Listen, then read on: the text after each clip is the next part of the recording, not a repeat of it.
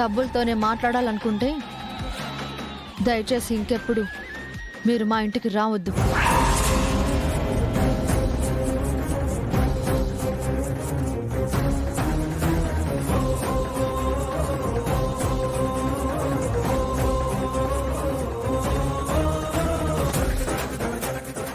చూసారండి దీని పొగరు? పోలీసులు, అరెస్టులు, కోర్టులు మాకు కొత్తేం కాదు.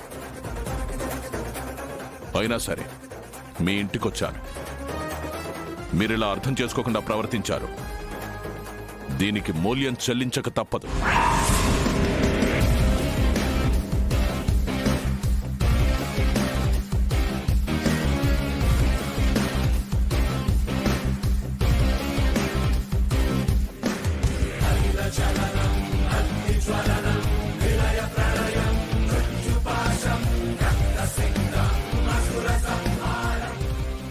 ఏంటి ఓవర్ యాక్షన్ చేస్తున్నావు?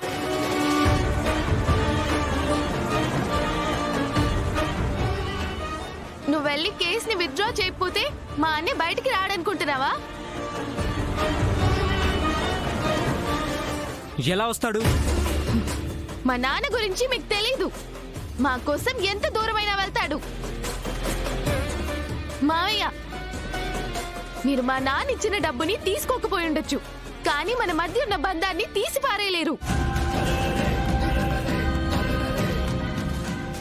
మీరు లోపల పెట్టింది బసవరాజు కొడుకుని మాత్రమే కాదు, నా అన్నని.